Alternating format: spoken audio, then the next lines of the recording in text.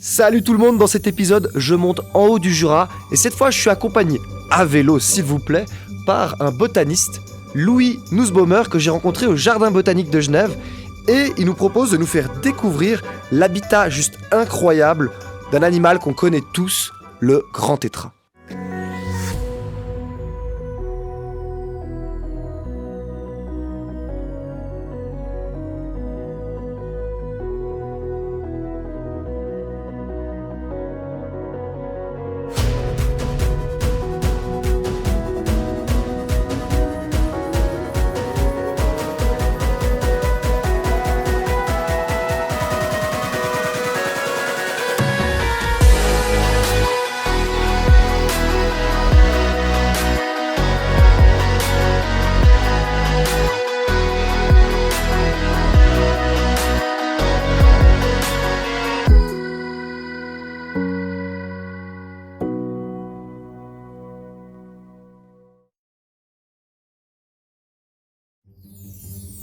J'ai choisi de faire intervenir un botaniste pour nous parler de cette espèce emblématique du Jura, le grand tétras.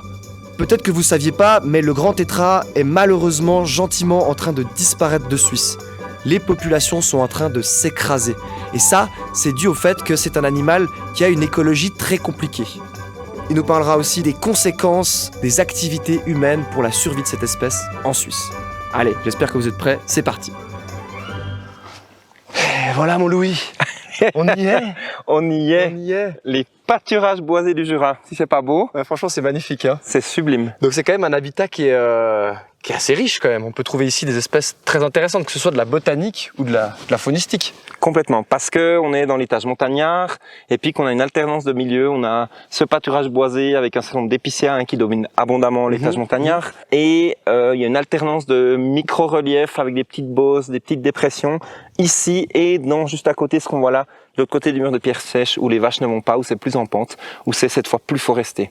Ici, si c'est entretenu et si c'est brouté, c'est qu'il y a un nombre de ruminants qui mangent une quantité spectaculaire d'herbe, et ça c'est le rôle des vaches. Mais de l'autre côté du mur de pierre sèche qu'on voit là, on va avoir des zones de clairière où les cerfs vont brouter. Donc en fait, quelque part, les vaches seront les jardinières de ce pâturage dans le pâturage boisé, et les cerfs, ils seront, eux, les jardiniers de ces clairières qu'on a vues avant et qui sont fondamentales pour le grand tétras à l'intérieur de la forêt. Donc leur présence est bénéfique. L'association et le mélange, la cohabitation va très bien, si elle est raisonnable de tous les côtés. Et là, en l'occurrence, c'est le cas. C'est le cas. Est-ce que les tétras, dans le reste du monde, parce qu'on en trouve un peu partout,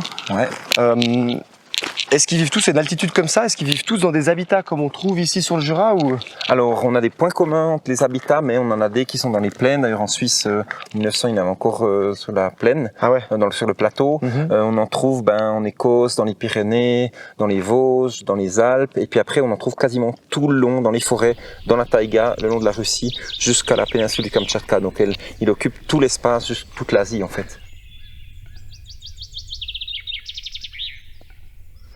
Et là, Louis, on est quand même dans la forêt. Ouais. Mais ce petit endroit en particulier, il est quand même assez ouvert en fait. Ouais.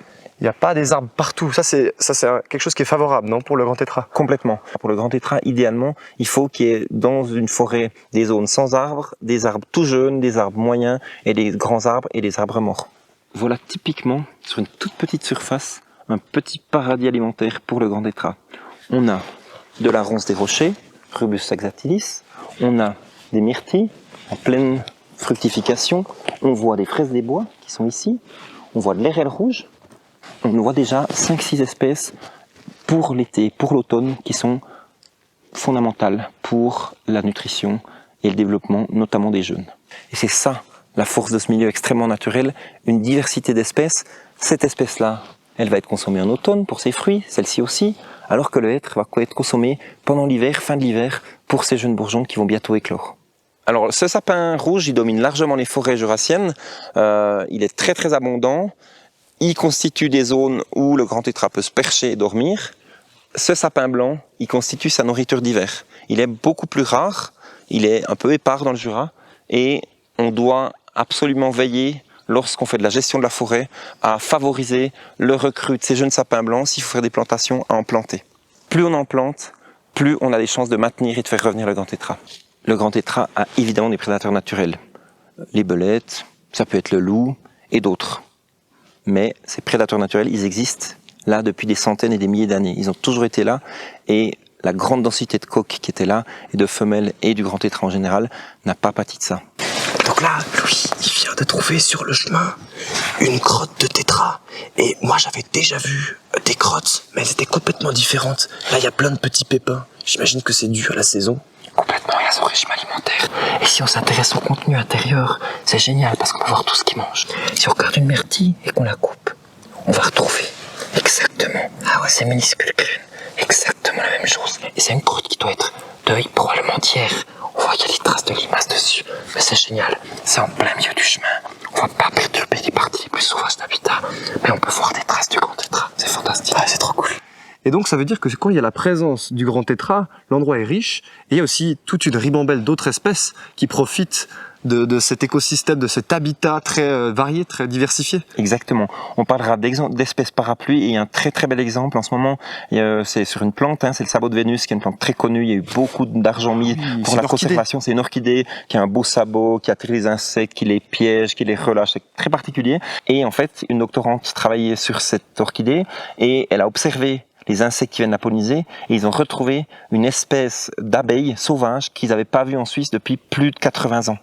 C'est donc ce qu'on appelle une espèce parapluie. Si vous avez le grand tétra ou le sabot de Vénus, eh ben, elle entraîne derrière elle, comme conséquence, c'est pas forcément elle, mais si elle est là, ça veut dire qu'on aura aussi d'autres espèces qui sont protégées. Donc quelque part, on peut se targuer, si on a du grand tétra dans sa forêt, d'avoir une forêt qui est saine, qui est diverse pour les animaux, pour les mousses, pour les insectes, pour les oiseaux. Donc si tous ces facteurs sont à un même endroit, le grand tétra, il va avoir tendance à rester à cet endroit-là et pas forcément trop bouger, non? Complètement, il est très sédentaire, et le problème là, c'est que s'il y a un ou des dérangements, eh ben du coup quelque part on risque de les chasser de leur territoire où ils sont particulièrement bien, avec tous les risques, selon si c'est l'hiver ou l'été, de perte d'énergie et de risque de décès pour les individus, parce que en hiver ils sont très très fragiles.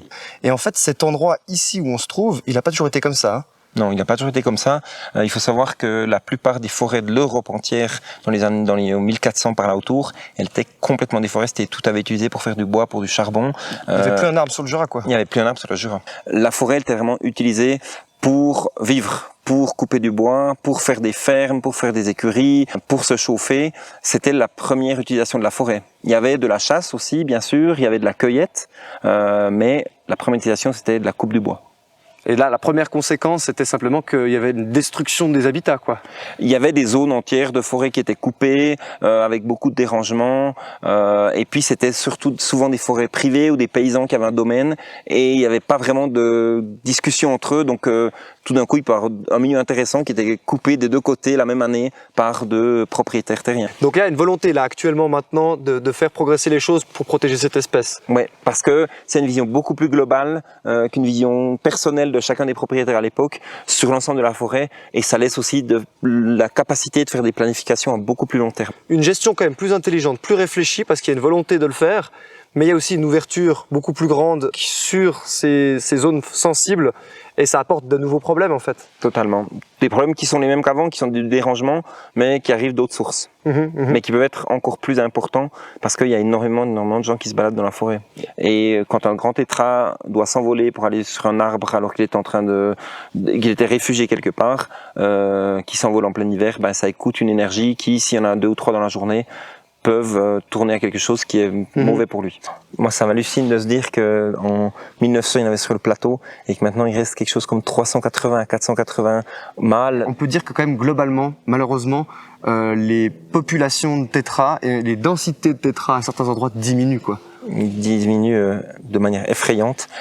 Le point d'espoir là-dedans, c'est que dans beaucoup de régions, notamment le parc du Jura vaudois, depuis quelques années, voire plus d'une dizaine, le grand tétra est devenu une espèce qui est systématiquement considérée dans toutes les modifications du paysage, dans le choix des coupes, de la sélection des jeunes essences du recrue, et ça c'est un espoir furieux. Cette prise de conscience de l'importance de la protection de cette espèce parapluie justement. Exactement. Donc ça va profiter à tous les autres. Exactement, et qui apparemment a réussi à stabiliser un peu cette chute d'effectifs, et on aimerait bien qu'elle remonte. Cool.